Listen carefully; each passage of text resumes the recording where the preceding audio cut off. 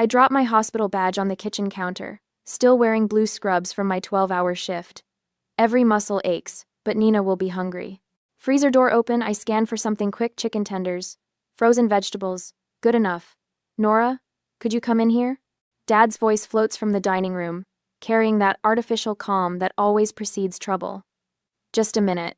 I slide the chicken into the microwave, punch in 3 minutes. Starting dinner for Nina. This can't wait. I'm Addo. The microwave hums as I shuffle toward the dining room, still in my compression socks.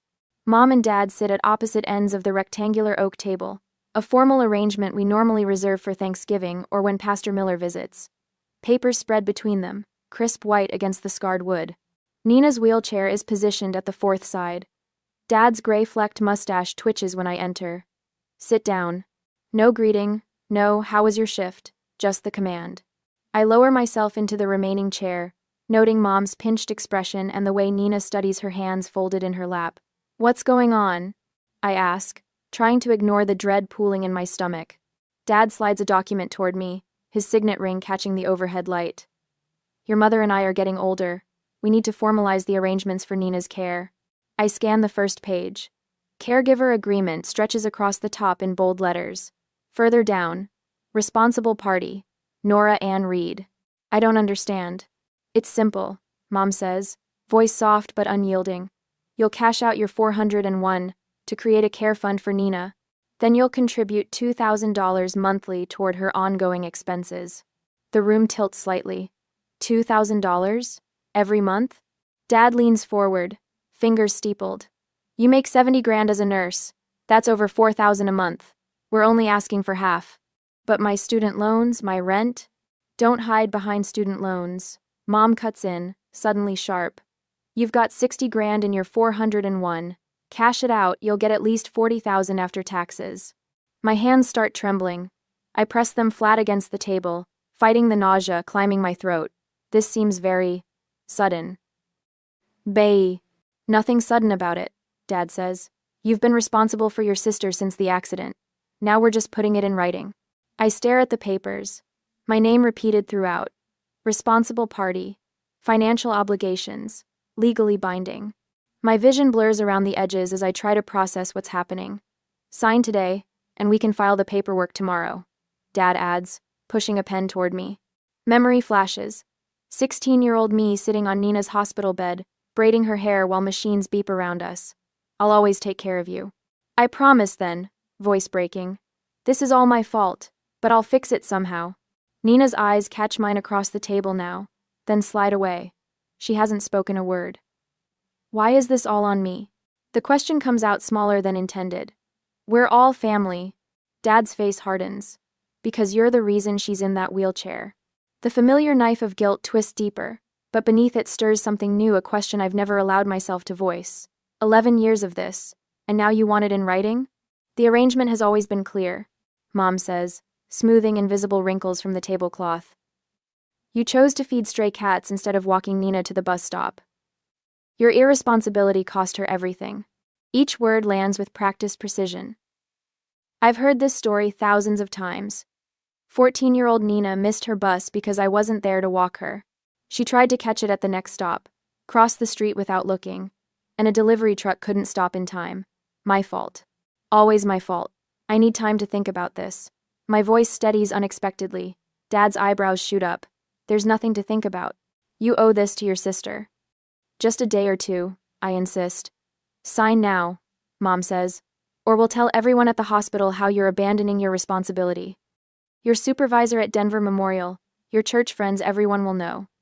The threat hangs between us. They know exactly how I've built my life around what happened, how the hospital staff respects my dedication to my paralyzed sister, how the church community admires my sacrifice. "You wouldn't do that. Try us." Dad's voice drops dangerously low. "Pastor Miller thinks you're practically a saint. Imagine his disappointment." Nina still says nothing, her wheelchair positioned perfectly to form a barrier between me and my parents. I reach for the pen, fingers trembling, hold it above the signature line. My entire future condensed to a single stroke of ink. Then I place the pen down gently. "I'll talk to you tomorrow." Dad starts to speak, but I'm already standing, legs unsteady beneath me. In my bedroom, I lock the door and sink to the floor, back against the wall. My hands shake too violently to text. I scroll through my contacts, finding a name I haven't called in years. The phone rings 3 times before she answers. Norah? Evelyn sounds surprised. It's been forever. Are you okay? The concern in her voice breaks something loose inside me. Tears flow freely now as I struggle to explain. They want everything I have. My retirement, my paycheck. I don't know what to do. Slow down, Evelyn says, lawyer mode activating. Start at the beginning. Tell me exactly what happened. Between sobs, I explain the ambush, the papers, the threats. Evelyn listens without interruption, then asks the question that stops my breath. Norah, have you ever seen the actual police report from Nina's accident? No, I whisper, memories rearranging themselves like puzzle pieces. They handled everything. I was 16, devastated. They told me what happened. Silence stretches between us before I voice the thought forming in the darkest corner of my mind. What if it wasn't my fault after all? The coffee shop buzzes with quiet conversation, a sanctuary far from my parents' reach. 3 days since their ambush, and my hands still tremble holding the ceramic mug. Steam curls upward, disappearing like the life I thought I knew. Evelyn slides into the booth across from me, briefcase thudding against the wooden table. Gone is the college friend with wild curls and infectious laughter. This Evelyn wears a tailored charcoal suit, hair pulled back in a sleek ponytail, eyes sharp with purpose. You look terrible, she says, no cushioning. That's the Evelyn I remember. 12-hour shifts plus avoiding my family will do that. I attempt a smile that feels more like a grimace. Haven't been back to the house except to sleep since, you know. She unlatches her briefcase with twin clicks. I found the police report. The words hang between us like a physical thing. I stare at the manila folder she places on the table, its edges crisp and official, containing either my imprisonment or my freedom. How bad is it? My voice comes out small, childlike. Evelyn doesn't answer immediately. Instead, she opens the folder, turns it to face me. Read it yourself. The black type blurs before my eyes. Location of accident: Westridge Road in Maple, 3.8 miles from our neighborhood. Time: 3:42 p.m. Vehicle involved: 1,998 Honda motorcycle. Driver: Jason Miller, age 17. Passenger: Nina Reed, age 14. This can't be right. I flip through the pages, scanning witness statements. This says she was on a motorcycle with some boy, miles from where I fed the cats. Keep reading. Evelyn's voice remains steady. Witness testimony jumps out at me. Female passenger was laughing, arms wrapped around driver's waist. Motorcycle attempted to beat yellow light. Delivery truck had green signal when collision occurred, but they told me she missed her bus because I wasn't there. That she was trying to catch it at the next stop when my throat closes around the words. They lied, Norah. Evelyn's fingers cover mine, warm and solid. They lied about everything. The coffee shop walls seem to tilt and sway. 11 years of guilt. 11 years of sacrificed dreams, of working double shifts, of apologizing with every breath for a crime I never committed. Nina was joyriding with her secret boyfriend. Evelyn continues, voice low. Jason Miller, captain of the JV basketball team. Your parents forbade her from seeing him, remember? Too old, too wild. Memories resurface, Nina whispering on the phone late at night, mysterious text messages, sudden interest in basketball games. Details I'd forgotten, buried under years of atonement. Multiple witnesses confirmed it. Evelyn flips to another page. Nina skipped the bus entirely that day to meet Jason. They were heading to the lake when they ran the light. My stomach heaves. I bolt for the bathroom, barely making it before emptying my breakfast into the toilet. Cold sweat beads on my forehead as I rinse my mouth, staring at my reflection hollow-eyed, pale, a ghost formed of other people's lies. When I return, Evelyn has ordered me fresh tea. The police report waits, inexorable as Judgment Day. The hospital records, I whisper, lowering myself carefully into the booth, the ones I wasn't allowed to see because I was too emotional. They knew from the beginning, didn't they? Evelyn nods, her lawyer face on. I spoke with the nurse who was there when Nina was brought in. Your parents immediately started constructing the narrative. Right there in the trauma room, while doctors were working on Nina, Your father was already saying you were responsible. The betrayal carves through me, a physical pain radiating from my chest outward. Why would they do this to me? Money, initially, then control. Evelyn pulls out more documents. Your grandmother left you $20,000 when she died, remember? 3 months after Nina's accident, your parents borrowed it for emergency medical expenses, but Nina's care was covered by insurance. Another memory surfaces, signing papers while crying in Nina's hospital room, Dad's hand heavy on my shoulder. For your sister's future, he'd said. They made me delay college. My voice sounds distant, foreign. Said Nina needed me at home for her recovery. I took night classes while working days, watching her between shifts. They were, and your nursing degree? Who chose that career path? The question hits like a slap. Mom said it made sense, that I'd be better equipped to care for Nina. Yet nurses make significantly less than the engineering career you originally planned.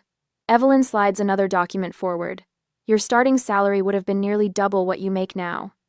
My mind races, recalculating 11 years of manipulation. The guilt trips when I mentioned moving out. The constant reminders about my responsibility. Nina's occasional tearful apologies that never made sense until now. They've been planning this formal agreement for months. I realized aloud. That's why they kept asking about my 401. Evelyn nods. Without this document, they have no legal basis for their demands. They're scared, Norah. Of what? Losing their cash cow? Bitterness rises like bile. That's part of it. Evelyn hesitates. I did some digging. Your parents are underwater financially, second mortgage, credit card debt, medical bills not covered by insurance.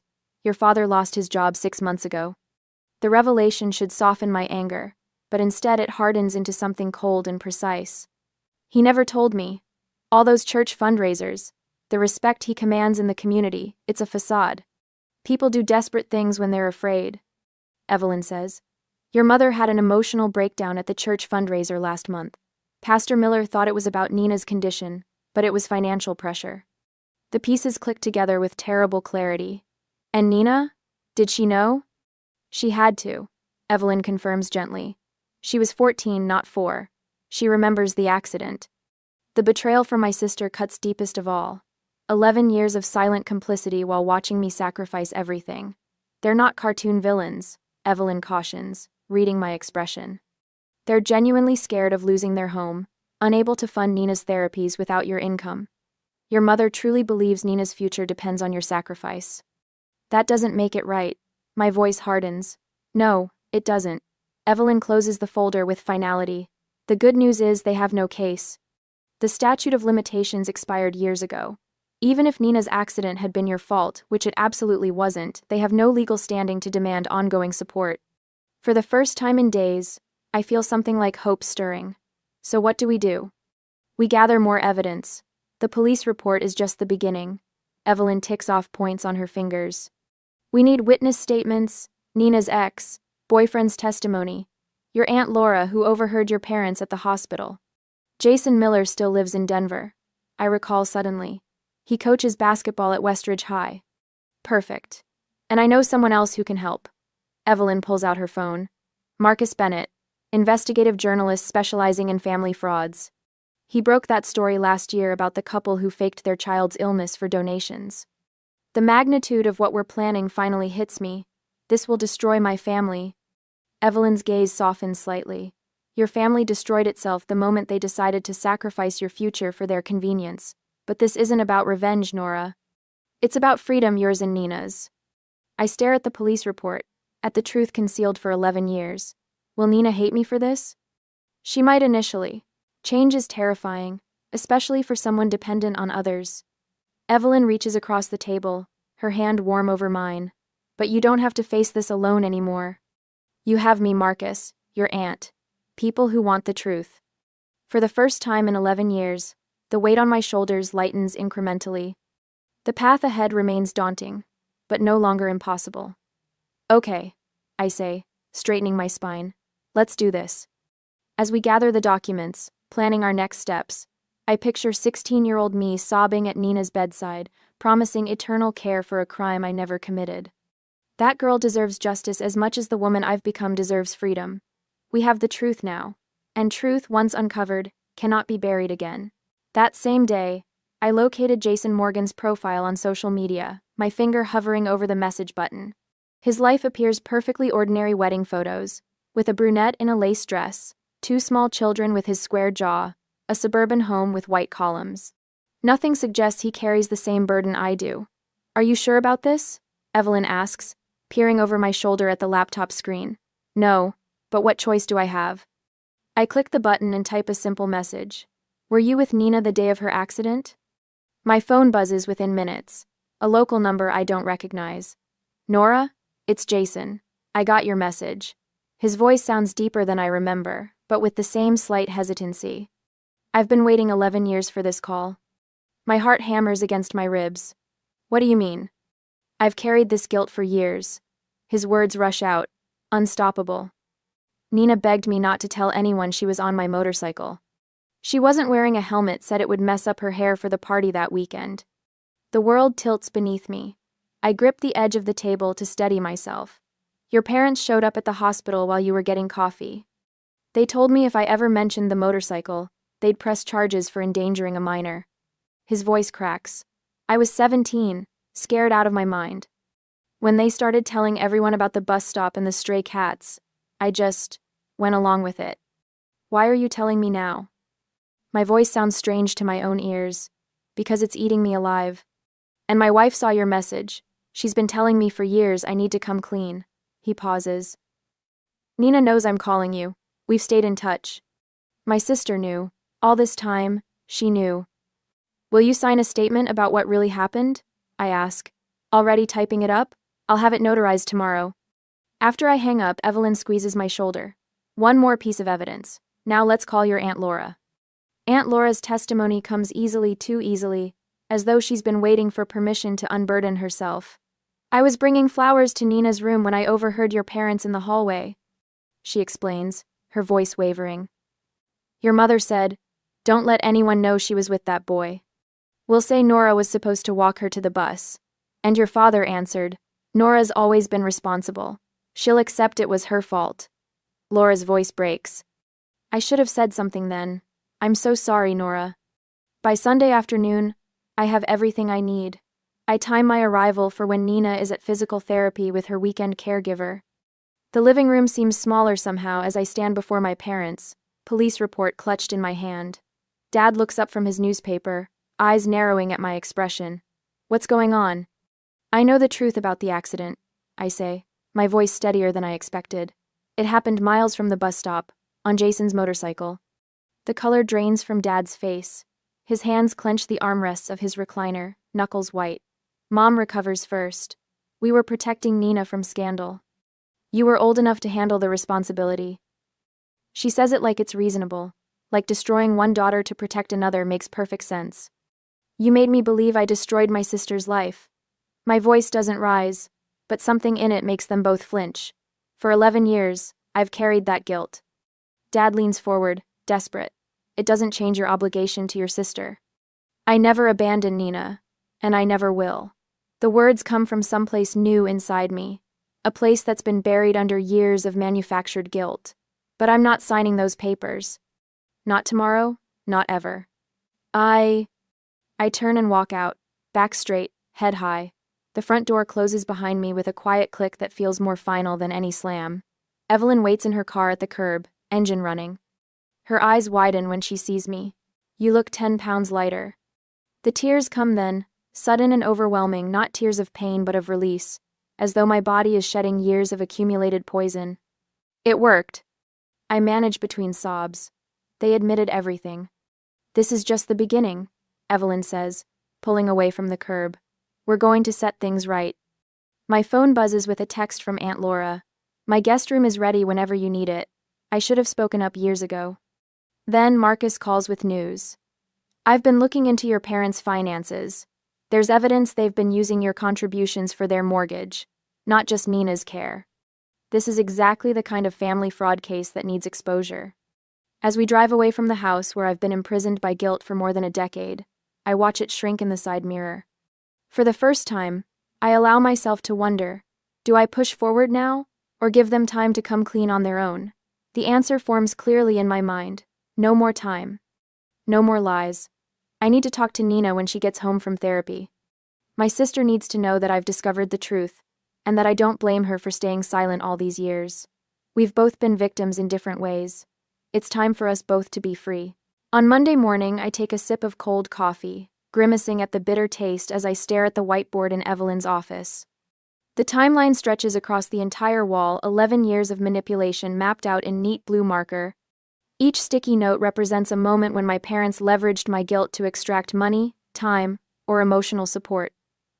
We need to anticipate their next move, Evelyn says, capping her marker. Her crisp pantsuit and steady voice ground me as I try to process the magnitude of what we're uncovering. They won't just roll over now that you've confronted them with the police report. The fluorescent lights hum overhead as I nod, forcing myself to look at the board with clinical detachment. My nursing training kicks in, assess the situation, identify risks, develop a plan of action. Martin always counterattacks when cornered. I say, pointing to incidents in 2018 and 2021. Here, when I questioned why my inheritance from Grandma went to Nina's treatments, he told Pastor Miller I was becoming bitter about my Christian duty. And here, when I tried to move to my own apartment, he claimed Nina had a medical setback that required round-the-clock care. Marcus enters with a stack of manila folders, setting them on the conference table with a solid thump. His investigative journalist instincts have proven invaluable over the past week. You were right about the financial angle, he says, opening the top folder. I tracked your contributions against Nina's medical expenses for the past 5 years. Less than 40% of what you gave them actually went to her care. Number 9. My stomach tightens as I scan the spreadsheets. Where did the rest go? Mortgage payments, credit card bills, a fishing boat purchased 3 years ago. Marcus taps a highlighted section. And this is interesting, they've been making payments to a vacation timeshare in Florida since 2020. The betrayal stings fresh, but I push the emotion away. This isn't about hurt feelings anymore. It's about systematic fraud. We're building this case exactly like we would for a patient safety investigation. I tell them, falling back on familiar professional territory, documentation, pattern recognition, witness statements. Evelyn nods approvingly. That's exactly right. Emotional confrontations won't work with manipulators this skilled. We need to dismantle their control systematically. Over the next few hours, we organize our evidence with military precision. Jason's written account of the accident, and the threats my parents made afterward. Financial records showing the pattern of misappropriation. Medical records revealing treatments that were billed but never happened. I feel a strange calm settling over me as we work. For years, I've approached my family situation with guilt and fear. Now I'm analyzing it with the same clear-eyed focus I bring to complicated patient cases. Marcus taps his pen against the table. The insurance angle is particularly concerning. There are several claims filed for Nina's equipment that never materialized. That crosses into potential fraud territory. I've spoken with 3 of your colleagues at Denver Memorial, Evelyn adds. They've provided statements about your exhaustion from carrying this double burden. Dr. Harriman was particularly supportive, said he's watched you fall asleep, standing up during 12-hour shifts after being up all night with Nina. The office phone rings, startling us. Evelyn answers, her expression shifting as she listens. Yes, she's here. I see. We'll review it immediately. She hangs up and turns to me. Your parents have hired Patricia Lambert. The family support attorney? Marcus frowns. That's a serious escalation. Evelyn nods grimly. My assistant just received a formal demand letter. They're citing moral obligation and threatening to petition for guardianship of Nina if you don't comply with their financial demands. My hands begin to shake, the first crack in my professional detachment. Patricia Lambert has a reputation for aggressive litigation in family support cases. The thought of a legal battle sends panic coursing through me. Can they do that? Take guardianship of Nina? No, Evelyn says firmly. But they're counting on your fear to make you fold. Legal fees alone could drain what savings you have left. Marcus studies my face. You okay? I take a deep breath, steadying myself. The initial shock recedes, replaced by a surprising clarity. They're trying to scare me because they know I have the truth. I look between my allies, determination hardening inside me. How far are they willing to go to maintain this lie? The answer hangs unspoken in the air between us. My parents have spent 11 years constructing an elaborate deception. They've manipulated our entire community. They've stolen my money, my time, my peace. They won't surrender easily, but neither will I. 3 days after gathering more evidence, I spread the documents across Evelyn's polished mahogany conference table, each piece of evidence meticulously labeled and organized in chronological order. The police report sits at the center, its official letterhead a stark reminder of the truth I was never allowed to see. "This is everything?"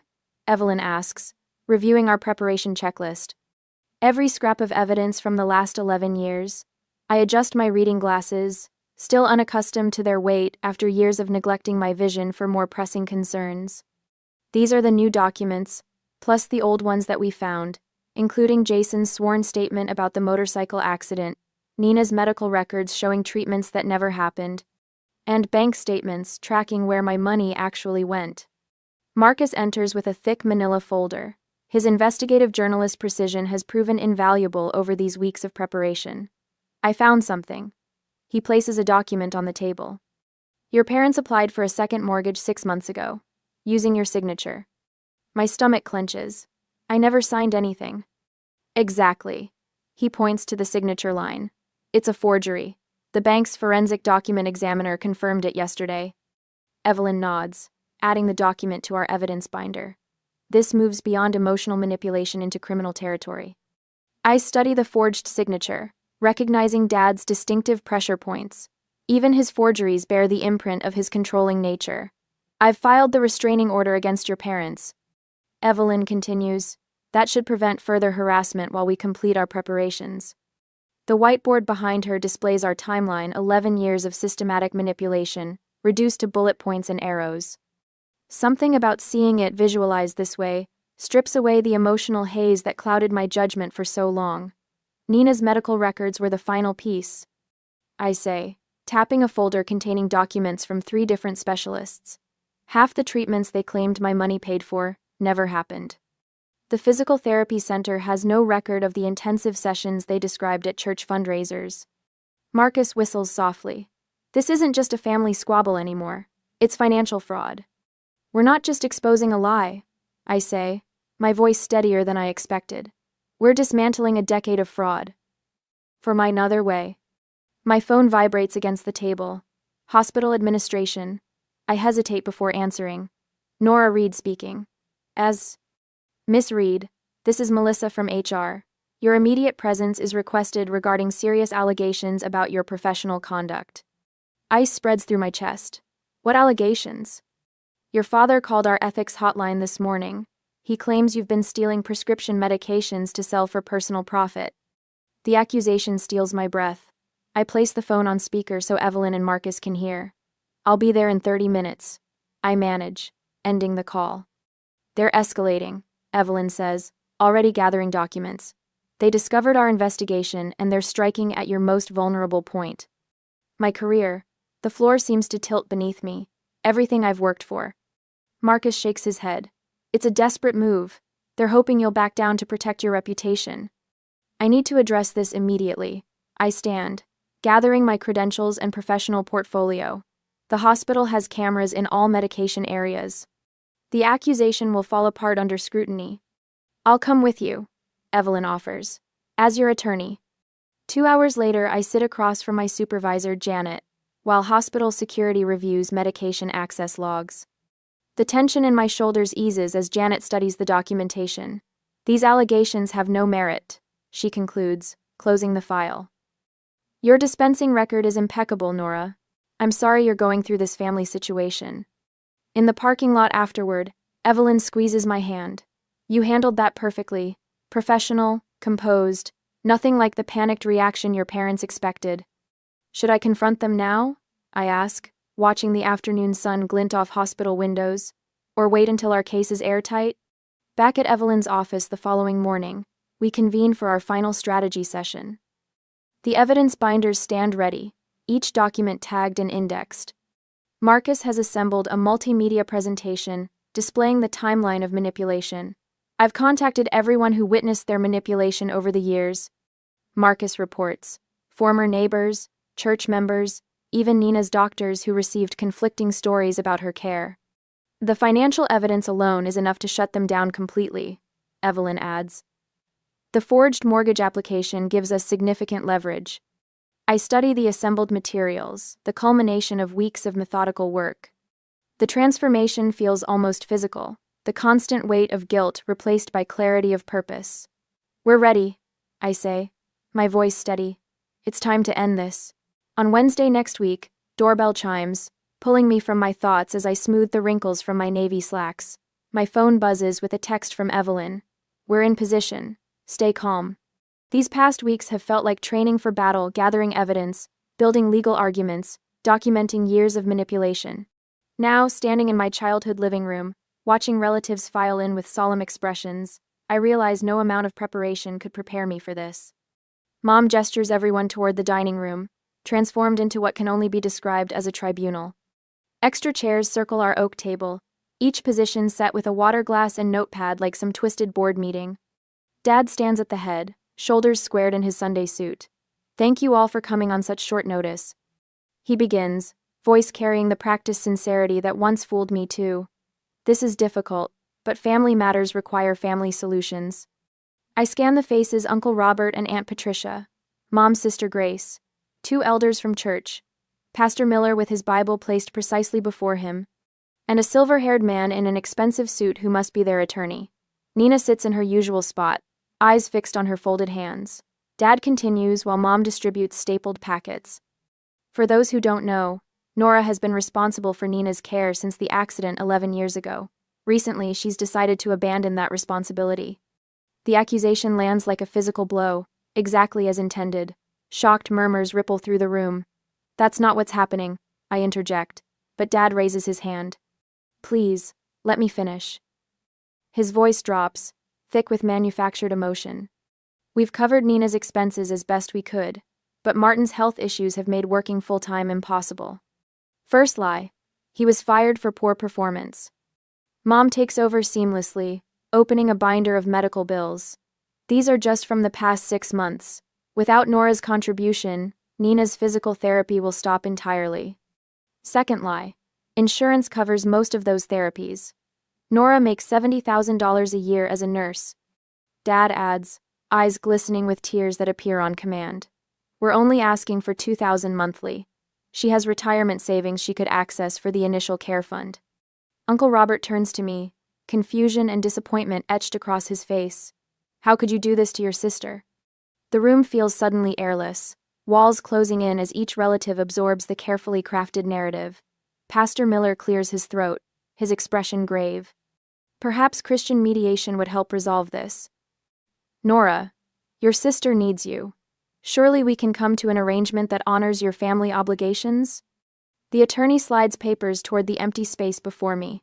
I've drawn up a simple caregiver agreement. Once signed, we can ensure Nina's needs are met properly. Every eye turns expectantly toward me. This is exactly what they wanted. Public pressure, moral judgment, the weight of community expectation forcing my compliance. Nina remains silent, her continued muteness interpreted as confirmation of their story. My phone vibrates again in my pocket, the signal we arranged. I rise slowly, surprising myself with how steady my voice sounds. Before anyone signs anything, I'd like to introduce someone. On cue, the doorbell rings. Mom frowns, clearly annoyed at the interruption of their perfectly orchestrated intervention. Who could that be? She asks, suspicion edging her tone. My attorney. I answer simply, watching her face pale. And a journalist who's been helping me investigate what really happened 11 years ago. Dad's hand tightens around his pen. This is a private family matter. It stopped being private when you invited the church elders and your lawyer. I walk to the front door without waiting for permission. Evelyn enters first, every inch the professional in her charcoal suit, followed by Marcus with his recorder and press credentials visible. Behind them, Aunt Laura steps in, Mom's youngest sister, who worked at the hospital when Nina was admitted. What is she doing here? Mom demands, rising from her seat. Supporting the truth, Aunt Laura replies, moving to stand beside me. Pastor Miller looks bewildered as Evelyn introduces herself. I'm Evelyn Carter, representing Norah Reed. I understand you've been discussing a caregiving agreement under false pretenses. This is absurd, Dad sputters, his practiced composure cracking. Nina has been paralyzed for 11 years because Norah failed to walk her to the bus. Everyone here knows the story. That's the story you told, I correct him, feeling strangely calm now that the moment has arrived. But it's not what happened, is it, Dad? Marcus sets up his recorder at the table's edge. Martin and Diane Reed, I'm Marcus Bennett with the Denver Chronicle. I've been investigating your financial arrangements regarding your daughter's care. Mom's face contorts with fury. How dare you bring strangers into our home to attack us? After everything we've done for Nina. After everything you've done? The words escape me as a harsh laugh. You've spent 11 years making me believe I destroyed my sister's life. You took my college fund, my inheritance from Grandma, and half my paycheck every month while telling me it was my responsibility. The room falls silent, relatives exchanging uncomfortable glances. Pastor Miller leans forward, uncertainty replacing his earlier confidence. Norah, these are serious accusations. Yes, they are. I turn to face the assembled family. Before anyone signs anything, there's something you all need to see. Evelyn opens her briefcase, removing manila folders for each person present. I catch Nina's eye across the table, seeing fear, and something else, perhaps relief. Nina, I say softly, after 11 years, don't you think it's time for the truth? Tears fill her eyes as she looks up, her fingers white-knuckled around the wheels of her chair. The folder before her contains what the others don't, photographs of her with Jason on his motorcycle, taken the morning of the accident. I've carried this for so long, she whispers, barely audible. Evelyn places the final folder in front of Pastor Miller. The police report, witness statements, and financial records documenting 11 years of systematic fraud. The accident happened 3.8 miles from the bus stop, on a motorcycle with Nina's boyfriend against her parents' rules. Uncle Robert opens his folder, color draining from his face as he scans the documents. This says the accident had nothing to do with missing the bus. Nothing whatsoever, I confirm, watching my parents' carefully constructed world begin to crumble. They lied to everyone, including me, from the moment Nina arrived at the hospital. Aunt Laura speaks up, her voice trembling slightly. I was there that day. I overheard Martin telling Diane to make sure no one knew Nina was with that boy on the motorcycle. They created the bus stop story before Nina even went into surgery. Pastor Miller turns to my father, shock evident in his expression. Is this true, Martin? The silence stretches, thick and suffocating, as the assembled family members turn to my parents, waiting for a denial that doesn't come. My mother's lips press into a thin, bloodless line. My father's jaw works soundlessly, his carefully constructed persona shattering under the weight of documented truth. Nina's voice breaks the silence, small but growing stronger with each word. I skipped the bus to ride with Jason. Mom and Dad always said Norah would be blamed because she was supposed to be watching me. Her eyes meet mine across the table. I let them do this to you. For 11 years, I stayed silent. The tears I've been holding back threatened to fall, but I blink them away. This isn't over yet. I'm sorry, Nina. I reach toward her, not quite touching. I would have helped you anyway. You never needed to lie. We all need to review these documents carefully, Pastor Miller says, his earlier certainty replaced by grave concern. Marcus steps forward, recorder in hand. I'd like to ask a few questions about the church fund that was established for Nina's treatments. The atmosphere in the room shifts palpably, fear giving way to the first stirrings of accountability. My parents, once so confident in their manipulation, now sit frozen as their elaborate construction begins its inevitable collapse.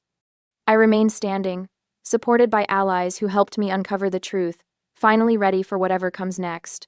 I stayed quiet out of shame. Nina bursts into tears, her tears streaming freely now. I begged Jason not to tell anyone. I was 14 and scared of getting in trouble. Her hands grip the wheels of her chair as she moves closer to the center of the room. When Mom and Dad blamed Norah, I was too terrified to contradict them. And then it just continued, year after year. Her voice breaks. I let you carry this burden for 11 years. I'm sorry. The transformation in the room is immediate and complete. Uncle Robert's face hardens as he looks at my father. Aunt Sarah moves to sit beside me, her hand finding mine. Pastor Miller closes his Bible with a soft thud. This betrayal goes against everything our community stands for. Pastor Miller says, standing to face my parents, "You've manipulated not only your daughters but our entire church family. Church elder Mr. Peterson rises from his seat. The church fund was meant for Nina's treatments, not your mortgage. My parents shrink into themselves as the room turns against them. The power that once allowed them to control my life through guilt and manipulation evaporates in minutes. Marcus captures everything on his recorder. I have everything I need for a comprehensive story about family fraud. He says quietly to me. I never abandoned you, Nina, I say, moving to kneel beside her wheelchair. I just couldn't live with the lies anymore. Nina reaches for my hand, gripping it tightly. I knew it was wrong but was too scared to speak up. Can you ever forgive me? I pull her into a hug, feeling her shoulders shake with sobs. There's nothing to forgive. We were both victims here.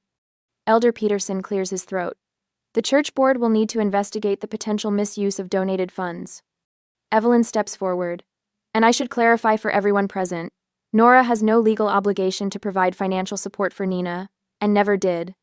Pastor Miller nods solemnly. Moving forward, the church will ensure proper oversight of any support for Nina's care. My parents stand together, isolated in a room full of people who now see them clearly for the first time. Mom reaches for her purse, Dad for his keys, silent acknowledgement of their defeat. I think we're done here, Dad says flatly. No one stops them as they move toward the door. No one offers goodbyes. As the door closes behind them, I remain beside Nina, our hands still clasped together. The weight of 11 years lifts from my shoulders, leaving me lighter than I've felt since I was 16 years old. In the silence that follows their departure, Nina squeezes my hand. What happens now? She whispers. I look around at the people who stood with me today, Evelyn with her legal brilliance, Marcus with his investigative skills, Aunt Laura with her belated but crucial truth, Pastor Miller with his moral clarity. Now, I tell her, we start over. With the truth. The sunlight streaming through the window catches Nina's tears, but for the first time in 11 years, they shine not with guilt or shame, but with hope. 3 weeks after the confrontation, I unlock the door to Nina's new apartment, pushing it wide as she wheels herself across the threshold. Sunlight streams through uncovered windows, painting golden rectangles on the hardwood floors. The space is modest but completely accessible, lowered countertops, roll-under sink, wide doorways, and a bathroom large enough for her wheelchair to turn around comfortably. Is this really mine? Nina's voice carries a wonder I haven't heard since we were teenagers. All yours. I set down the box I'm carrying. The insurance settlement covered the first year's rent plus the accessibility modifications. No more asking permission to adjust your living space. Nina wheels herself through the apartment, running her hand along the countertops. Her shoulders have straightened in recent days, the perpetual curve of apology gradually disappearing. Dad called me again last night, she says, stopping at the window overlooking a small community garden. He sounds desperate. They should be worried. I unpack dishes into low cabinets. Pastor Miller told me the church board started an investigation into the misused funds. And that's not counting the insurance fraud charges. Nina nods, a complicated mixture of emotions crossing her face. 11 years of lies unraveling in 2 weeks. My phone buzzes with a text from Evelyn. Financial guardianship papers approved. All Nina's benefits will be properly managed now. I show Nina the message. No more intercepted checks or diverted funds. She smiles, then wheels to the couch where I join her. Have you been sleeping? The question catches me off guard. Actually, yes. For the first time in forever. Last night I slept 8 uninterrupted hours without guilt-laden dreams of Nina falling or crying out for help. How about you? I keep waking up thinking I need to call them, then remembering I don't have to report to anyone anymore. She adjusts her position. Yesterday I applied for those disability benefits they always said I wouldn't qualify for. The ones they told you required my support to receive? Exactly those. She laughs, a sound I'd almost forgotten. Turns out I've been eligible for a decade. I open another box marked kitchen and begin sorting through utensils. I enrolled in the nurse practitioner program. Nina's eyes widen. The one you've talked about for years? Starting next semester. Without $2,000 leaving my account every month, I can actually afford tuition and a small apartment near campus. The golden afternoon light shifts as we continue unpacking. 3 nurses from my unit arrive with dinner and more boxes. Marcia, the charge nurse, who has watched me stumble through exhausted shifts for years, hugs me fiercely. We've started a rotating schedule to help Nina with anything she needs while you're in class, she says. The entire unit signed up. Nina accepts their embrace with tears in her eyes. I never knew how many people cared. After they leave, we sit together on her new patio as evening settles around us. Crickets chirp from the community garden below. Nina's apartment feels nothing like our parents' house. No heaviness, no walking on eggshells, no constant reminders of obligation. For years I thought caring meant carrying everyone's burdens. I say, watching a hummingbird dart among the potted flowers Marcia brought. Now I see it means helping people stand on their own. Nina reaches for my hand. I should have told you the truth years ago. We were both trapped in different ways.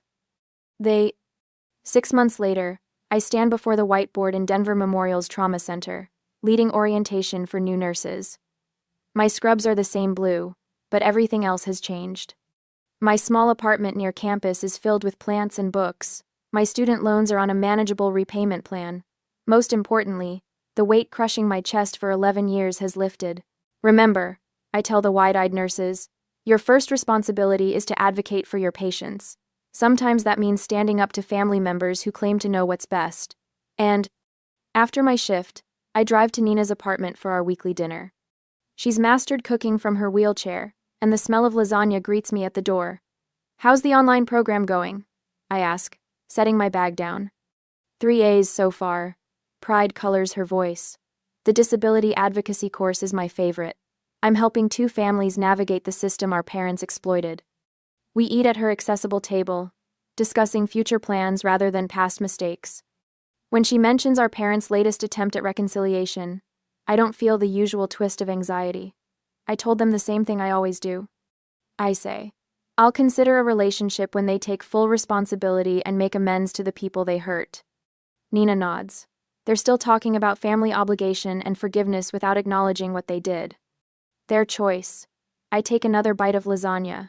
I don't need anyone's permission to create my own life anymore. On the 1-year anniversary of the confrontation, Nina and I drive to the city park where I used to feed stray cats as a teenager. The autumn leaves crunch under her wheelchair as I push her along the path to the small clearing where the feeding station once stood. Remember when I couldn't even look at cats without feeling guilty? I ask, helping her navigate a bumpy section of trail. Nina laughs. And now we're building a support network for families dealing with spinal cord injuries. The Reed Sisters Foundation launched last month with funding from a settlement with our parents' insurance company. We've already helped 3 families navigate medical systems without financial exploitation, providing grants for accessibility modifications and legal support to protect vulnerable patients. Later that evening, we attend Nina's physical therapy milestone celebration. She demonstrates her improved upper body strength by transferring from wheelchair to treatment table without assistance, earning applause from the gathered therapists and fellow patients. When asked to say a few words, Nina wheels to the center of the room. The heaviest burden wasn't my paralysis, she tells the group, her voice steady and clear. It was the lies. Watching her speak with such confidence, I feel a sense of completion. The truth hasn't just set us free, it's shown us who was really there for us all along. Not the parents who claimed exclusive rights to our loyalty, but the community that rallied around us when we finally spoke our truth.